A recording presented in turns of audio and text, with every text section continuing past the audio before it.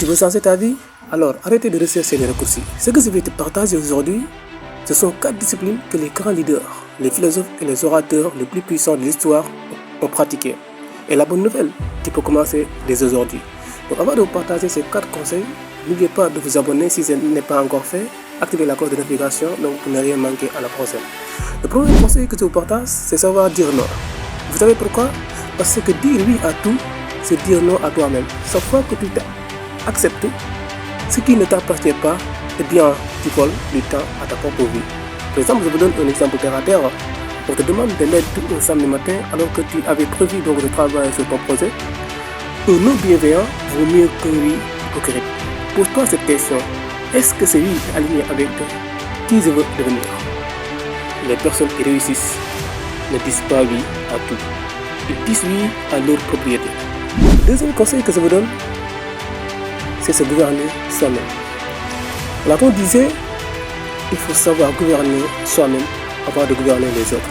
Combien de personnes veulent diriger une équipe ou une famille sans même maîtriser leurs émotions ou leur temps? Un ménage qui s'énerve dès qu'on lui contredit perd l'autorité morale. Alors qu'un leader calme qui écoute inspire naturellement le respect, pas à cause de son titre, mais à cause de sa maîtrise.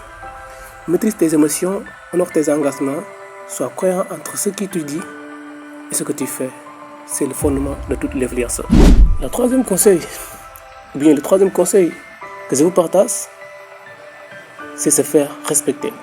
Le respect ne se supplie pas, vous le savez, il se construit. Les gens se traitent exactement comme tu leur apprends à te traiter. Je vous donne un exemple. Quelqu'un arrive toujours en retard à tes rendez-vous. Si tu ne dis rien, tu normalises le respect. Dis-lui calmement, je tiens à mon temps et au tien. Pas d'agressivité, hein? Juste de la dignité. Habille-toi avec soin. Parle avec assurance.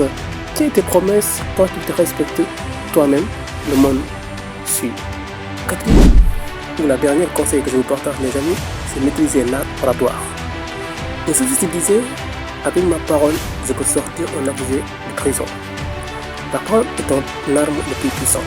Les personnes présentent la même idée, celle qui maîtrise sa voix, son débit et son regard convaincu, pas parce qu'elle est plus intelligente, mais parce qu'elle maîtrise sa parole. Je vous conseille donc de lire à voix haute chaque matin.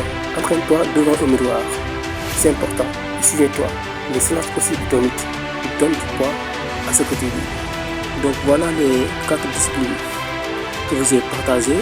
Dire non, se gouverner, se faire respecter, maîtriser sa parole, ne sont pas des théories, ce sont des pratiques de vie.